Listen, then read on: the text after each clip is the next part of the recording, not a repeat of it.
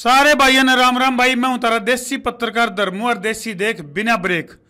हरियाणा के उमरा गांव की छोरी ऑस्ट्रेलिया पहुंच रही है और भाई सफलता का झंडा गाड़ रखा है।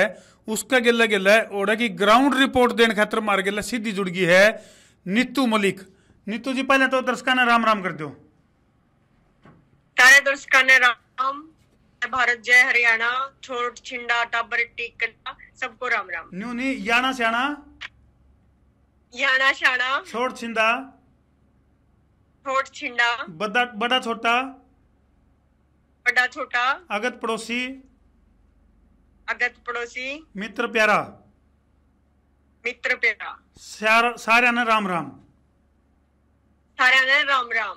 ये तो बहुत ही अच्छी आपने बना रखी है याद करने में भी एक बिल्कुल बिल्कुल। तो कोरोना संकट काल चल रहा है। इस टाइम की जो सबसे बड़ी खबर आने लग रही है, पूरा हरियाणा में धारा 144 लागू कर दी है। नीतू जी हूं तो पूरे देश में ये हालात काफी खराब चल रहे हैं और फिलहाल आप ऑस्ट्रेलिया बैठे हो। तो ऑस्ट्रेलिया के मुकाबले जिस तरह अपने देश की अगर तुलना की अगर बात करें, फिलहाल जिस तरह जो मान लो जो डेथ रेशो है वह भी काफी बढ़ गई है पूरे देश की। जब बात करें तो कोरोना के जो मरीज हैं वो बढ़ने लग रहे हैं आए दिन। और ऑक्सीजन का खतरा भी, जिस तरह ऑक्सीजन के ऊपर भी बड़े बड़े सवाल हो गए हैं, कितने प्लांट ठप पड़े हैं, कितने कुछ मामला हो रहा है, तो काफी कुछ उठापटक चल रही है। आपके ऑस्ट्रेलिया की कैसे क्या हालात हैं, थोड़ा सा उड़े के बताओ क्या मामला है।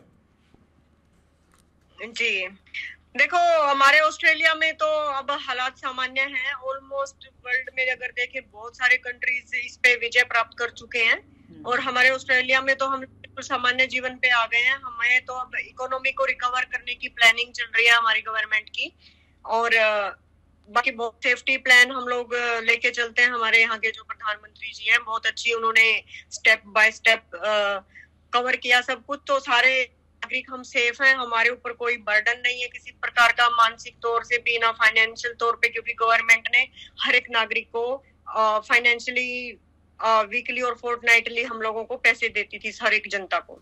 अच्छा, भारत के मुकाबले यदि बात करें तो कौन से ऐसे कदम उठाए गए जिसकी वजह से ऑस्ट्रेलिया में आज हालात सामान्य हैं और भारत में चुनौतीपूर्ण हालात हैं?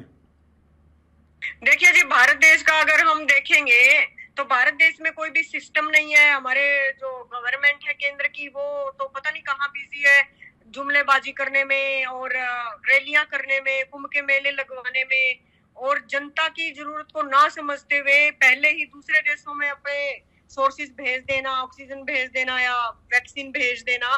तो पहले जनता की तो रिक्वायरमेंट पूरी कर लो आप।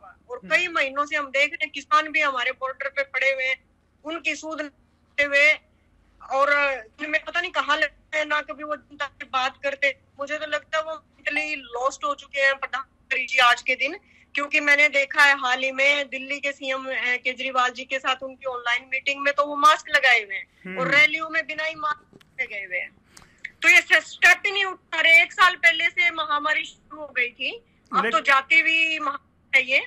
लेकिन और आज हमारे देश हालात बिगड़े, तब ये कहाँ सो रहे थे ये सरकारें और ये मंत्री और ये सब कहाँ थे? लेकिन नीतू जी नहीं लग जाती जुबानों के ऊपर, तो एक्शन नहीं लेते। नीतू जी, दिल्ली के जो मुख्यमंत्री है अरविंद केजरीवाल, वो भी आरोपों के दायरे में आ गए और उन्होंने जिस तरह जजेस के लिए जो है ना उनकी व्यवस्था 5 स्टार होटल में व्यवस्था कर दी उनके रहने की। और इसके ऊपर भी सुप्रीम कोर्ट ने फटकार लगाई उनको।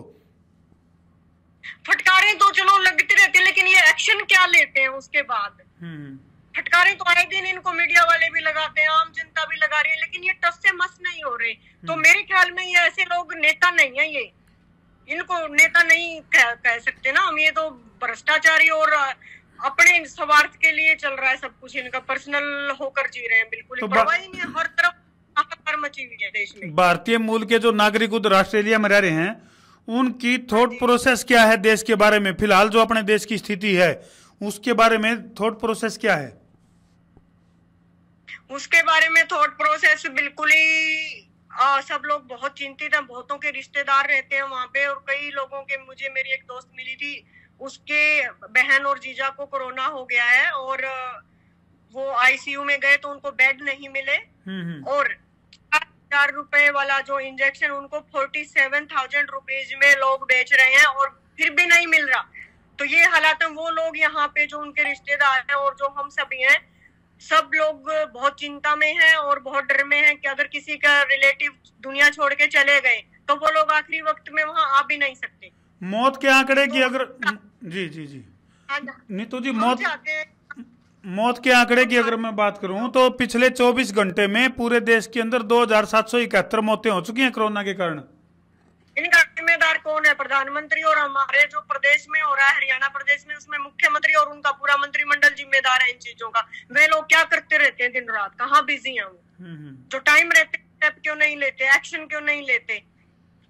तो यहाँ के जो हम भारतीय, हम तो चाहते हैं कि ऐसे जो मुख्यमंत्री हैं हमारे हरियाणा जी के, उनको रिजाइन कर देना चाहिए आज की आज, और उनके सारे मंत्रिमंडल को, क्योंकि जब वो काम ही नहीं कर रहे, जनता में त्राही त्राही हाहाकार मची हुई है। हर वर्ग में मंडियां हैं वो बंद पड़ी हैं, जो पढ़े लिखे बच्चे हैं वो बेरोजगार घूम रहे हैं, हर फील्ड के किसी को नौकरी नहीं, किसान है वो मरे पड़े हैं, हर कोई रो रहा है आज के दिन प्रदेश और देश में। तो ऐसे लोगों को क्या सुखी रहने का राइट है? नहीं, राजनीतिक प्रशासनिक स्तर पे अगर मैं बात करूं तो जो मान लो अभी जैसे धारा 144 लगा दी पूरे हरियाणा में, तो आपने लग गया इस तक में राहत मिलेगी कोरोना में?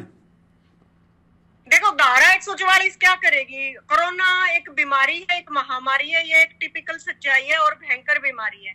इससे बचने के लिए हमें जो 1 साल पहले काम करना चाहिए था, वो तो नहीं। वहाँ इलेक्शनों में अपनी सत्ताधारी बनने की इनको पड़ी हुई है, जीतने की। अगर आप काम कर दोगे जनता के लिए तो आपको रैलियों पे पैसा वेस्ट करने की जरूरत नहीं पड़ेगी, जनता आपको वैसे वोट दे देगी। सही बात है, बड़ी बात है। आप करोड़ों रुपया वेस्ट करते हो टेंट सजाने में, वो माइक लगाने में, और इतना ड्रामाबाजी करते हो, आम जनता का जीवन डिस्टर्ब होता है, स्कूल डिस्टर्ब होते हैं। आप लोगों को ये करने की जरूरत नहीं, आप जनता के लिए काम कीजिए, उनको सेटिस्फाइड कीजिए। नहीं कर सकते तो रिजाइन दीजिए। अच्छा नीतू जी, किसान नेताओं का साफ तौर पर कहना है कि भाई किसान आंदोलन को टारगेट करके धारा 144 लगाई गई है, और किसी न किसी तरीके नहीं सोचे जगह जगह जो किसान बैठे हैं धरने प्रदर्शन पे, उनको उठाया जाएगा धारा 144 के बहाने। आपने कितना सच्चाई लगा इस बात में? देखो, ऐसे तो किसान उठने वाला नहीं है, क्योंकि जो किसान वहां धरने पे बैठे हैं, जहां तक मैंने देखा और सुना है, पढ़ा है, उससे कि सारे किसान प्रॉपर कोरोना के रूल फॉलो कर रहे हैं, वो प्रॉपर डिस्टेंस मेंटेन करके बैठे हुए हैं, मास्क लगा के बैठे हुए हैं, और गैदर नहीं हो रहे एक जगह पे। और उनमें मेरे को सुनने में नहीं आया किसी भी किसान को कोई कोरोना नाम का बीमारी हुई है। वो सारे सेफ। लेकिन सावधानी तो जरूरी है नीतू जी। हाँ जी, सावधानी तो फिर भी जरूरी है। वो सावधानी बरत रहे हैं, हम घरों में भी यही सावधानी बरत रहे हैं। अच्छा, एक बात और बताओ नीतू जी, जैसे प्रधानमंत्री नरेंद्र मोदी जी काफी विदेशी दौरे काफी किए हैं, और 3 कृषि बिल की अगर बात करें तो कहीं ना कहीं विदेशी जो दौरे थे उन्हीं का परिणाम था कि भाई देश के अंदर 3 कृषि बिल लाई जाएं। तो क्या लगता है, मतलब आपके ऑस्ट्रेलिया की जब मैं बात करूं, उसके मुकाबले किसान वहां ज्यादा खुशहाल हैं कि यहाँ, और वहां कृषि का क्या माहौल है, किस तरह की एवरेज है? देखिए जी, जहां प्रधानमंत्री जी दौरे करते रहे हैं वो है विकसित देश, और हमारे देश का सिस्टम है कुछ और। तो वहां की इतनी बड़ी पॉलिसी एकदम हमारे देश में ले आना तो सरासरी बेवकूफी है। अगर आप लोगों ने विदेशों की कुछ नीतियां लेनी भी है तो पहले तो ये सीखिए कि वहां के पॉलिटिशियन मैनेज कैसे करते हैं सिस्टम को, आम जन से वो कैसे रूबरू होते हैं और कैसे उनको फील कराते हैं, कैसे उनको सुविधाएं देते हैं। पहले तो वो फॉलो कीजिए आप। पहले ये एकदम पॉलिसी लाके टपका दी वहां पे। हमारे भारत देश में हम किसी भी मंत्री के पीएम से भी बात नहीं कर सकते, इतने बने हुए हो। और यहाँ हमारे विदेशों में आप देखेंगे, आप एमपी से जब जाके मिल सकते हैं, इवन एमपी आपको इनवाइट करते मिलेंगे पार्कों में कि आ जाओ हमारे साथ चाय पी लो, शेयर करो, कोई प्रॉब्लम तो नहीं है। या कभी करने कभी हमारा डोर नॉक कर देंगे हालचाल पूछने के लिए। जी, तो जी, इतने ग्राउंड काम करते हैं, उनको कोई खतरा नहीं है। तो जनता के लिए काम करें, क्या खतरा है? तो नीतू जी, आपकी अपनी भी अगर मैं बात करूं तो अचीवमेंट की अगर बात करूं तो लगातार पार्टिसिपेट करते हो कल्चरल एक्टिविटीज में भी। पीछे फार्मर प्रोटेस्ट के लिए भी आपने काफी वहां ऑस्ट्रेलिया में प्रोटेस्ट किया था, और खेलों में भी अच्छा नाम कमा रखा आपने। थोड़ा सा बताओ दर्शकों को। देखिए, मेरा नाम नीतू सिंह मलिक है और मैं उमरा सुल्तानपुर सातबाज है मलिकों के, वहां से हूँ। हिसार डिस्ट्रिक्ट पड़ता, और मेरी शादी रोहतक में हुई है, और मैं नेशनल लेवल रही हूँ। मैंने डबल एमफिल किया है इंडिया से, मास कम्युनिकेशन और master in physical education and MPhil in physical education. फिर मैं वहाँ पे लेक्चरर 4 साल फिजिकल एजुकेशन की, हम यहाँ मूव अप हो गए। तो यहाँ पे मैंने काउंसलर थी, मैं काउंसलर करती साइकोलॉजिस्ट, और अब मैं रियल एस्टेट बिजनेस में हूँ। और अपने कल्चर से जुड़े रहते हैं कि हमारा कल्चर आगे बढ़ना चाहिए, लेकिन जब देश और प्रदेश के ऐसे हालात देखते हैं तो हमें बड़ा दुख होता है। फिर आप जैसे अनुभवी लोग तो ऑस्ट्रेलिया जा बैठे, क्यों कर काम चल लगा? ऑस्ट्रेलिया भी फिर इसीलिए गए ना, हमारे देश में स्कोप नहीं है। हमारे जैसे मेरे साथ के लड़के लड़कियों को आज तक नौकरियां नहीं मिली हैं, जो एमफिल कर करके बैठे हैं 2003 से 2 से। नीतू जी एक बात जरूर कहूंगा, आप फटाफट आके देश ने संभाल दो, नहीं तो हालात खराब होने लग रहे हैं। जी बिल्कुल आएंगे, क्योंकि मैं आजकल देख रही हूँ अपने हरियाणा में एक विधायक जी हैं जिन्होंने, अभय सिंह चौटाला जी ने रिजाइन दिया है किसानों को, अपने लोकल रेजिडेंट को सपोर्ट करने के लिए। तो हमें इस टाइप के लीडर्स की जरूरत, हम क्यों नहीं आएंगे उनके सपोर्ट में। और जनता को भी मैं कहूंगी, ऐसे लीडर्स को चुनिए, ऐसे लीडर्स को अपने देश प्रदेश की बागडोर उनके हाथ में दीजिए, जो धरातल पर खड़े हो आज आपके दिन मुसीबत में, वही होते हैं। ये नेता कहलाने के लायक नहीं है। मैं तो इनसे गुजारिश करूंगी, इनको तुरंत रिजाइन दे देना चाहिए, मुख्यमंत्री जी को और इनके पूरे मंत्रिमंडल को। चलो चलो खैर, चलो ठीक है नीतू जी, आप जुड़े हमारे साथ, और समय समय पे आपसे ऑस्ट्रेलिया के ताजा हालात के बारे में भी हम लगातार जुड़े रहेंगे आपके साथ। मैं लोगों को देसी बात बताना चाहूंगी, अपने गांव वालों को। जी बहुत धन्यवाद, आपने टाइम दिया। ऑक्सीजन की जो समस्या आ रही है जी गांव में, या अपने पर्सनल तौर पे कैसे ऑक्सीजन को थोड़ा इंक्रीज कर सकते हैं। तो अपने गोबर के उपले होते हैं, जो गोसे होते हैं, जैसे वो तोड़ लेते हैं, वो लें, उनके थेपड़ी गोसे बोलते हैं जिन्हें, थेपड़ी और गोसे थेपड़ी और गोसियों पे थोड़ी हवन सामग्री और देसी घी डालें और अग्नि प्रज्वलित करें। 10 ग्राम घी में 1000 टन वायु को ऑक्सीजन में कन्वर्ट कर देगा ये सुगंध और ये धुआं। ये ऋषि मुनियों ने बहुत साल पहले प्रयोग किया था और ये सफल हुआ था, और रिसर्च भी की थी जापान ने बहुत साल पहले। तो इस तरह से हम ऑक्सीजन वातावरण को, कार्बन डाइऑक्साइड वाले को ऑक्सीजन में परिवर्तित कर सकते हैं। तो ये बहुत इजी काम है। और नागरिकों के लिए भी मैं ये कहना चाहूंगी कि आप किसी सरकारों के भरोसे ना बैठे फिलहाल, नेताओं को तो सबक देना बाद में। बिल्कुल आपने बड़ी वैज्ञानिक बात करी है, क्योंकि यजवन की जो परंपरा थी, हमारी प्राचीन ऋषि मुनियों वाली जो परंपरा थी, उससे ऑक्सीजन की प्रचुर मात्रा बनी रहा करती वातावरण में, और वो छोड़ दिए। जब से वो छोड़े हम हॉस्पिटलों में पड़े हैं। बिल्कुल, तो हर एक नागरिक इस तरह से अपने आप को मजबूत करे। पहले तो बिल्कुल सड़कों पे लो, रूल फॉलो करो, जो कोरोना से लड़ने के हैं, जो बेसिक चीजें हैं, डिस्टेंस बनाओ, मास्क पहनो, हवन जलाओ और पॉजिटिविटी फैलाओ। और ये जो मीडिया है फालतू का, जो इधर उधर की खबरें फैला रहे हैं, मरने वाली खबरें ना देखो, जो जीवित हो रहे हैं वो खबरें देखो पॉजिटिव, ताकि कॉन्फिडेंस बढ़े। बिल्कुल, कॉन्फिडेंस बढ़ाओ एक दूसरे का, तो कोई भी महामारी टिक नहीं पाएगी। और आज तक कोई टिकी भी नहीं है। मुसीबतें आती हैं और चली जाती हैं। बिल्कुल। चलो बहुत बहुत धन्यवाद नीतू जी, जुड़े आप हमारे साथ, शुक्रिया, बहुत बहुत शुक्रिया। बहुत धन्यवाद, आपने समय दिया और हमारे विचार वहाँ तक पहुँचाए। ठीक है जी, राम राम।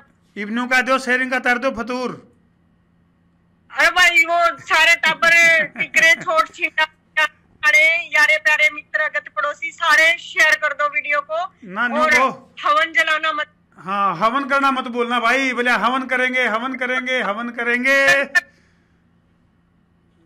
अपनी रक्षा स्वयं करें, फिर बाद में औरों की भी रक्षा कर पाओगे। Don't depend on anyone, first save yourself, save others. ठीक है जी, राम राम। धन्यवाद। जय भारत, जय भारत, जय हरियाणा।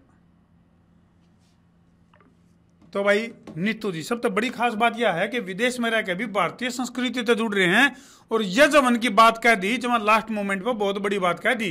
क्योंकि भाई ऋषि बर्मा से लेकर ऋषि दयानंद पर्यंत जितने भी ऋषि मुनि थे, उन सब ने यजवन की परंपरा को बढ़ावा देने की बात कही, और जिसके कारण भाई हम सुरक्षित रहा कर दे और स्वस्थ रहा कर दे। लेकिन भाई हमने उन परंपराओं को छोड़ दिया, जिसकी वजह से आज आधे से ज्यादा देश हॉस्पिटल में पड़ा है, और ऑक्सीजन की कमी की वजह से न्यून मारा मारी पर घूम रहे हैं। तो भाई ऑक्सीजन का सबसे बड़ा सोर्स और ओजोन लेयर की सबसे बड़ी मुरम्मत करने का सबसे बड़ा जरिया है गाय के घी से हवन करने का जो मामला है।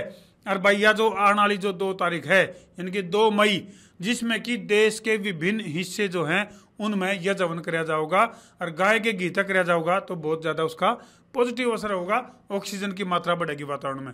तो भाई वीडियो ने जी लाके शेयर कर दो।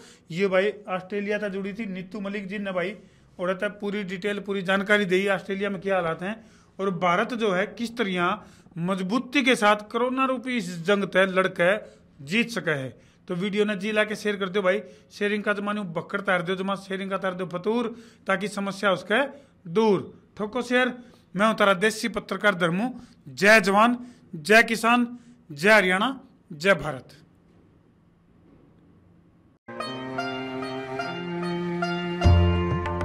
खाने को चटकारेदार बनाना हो तो आज ही ले आइए CBH का पुदीना चटनी मसाला।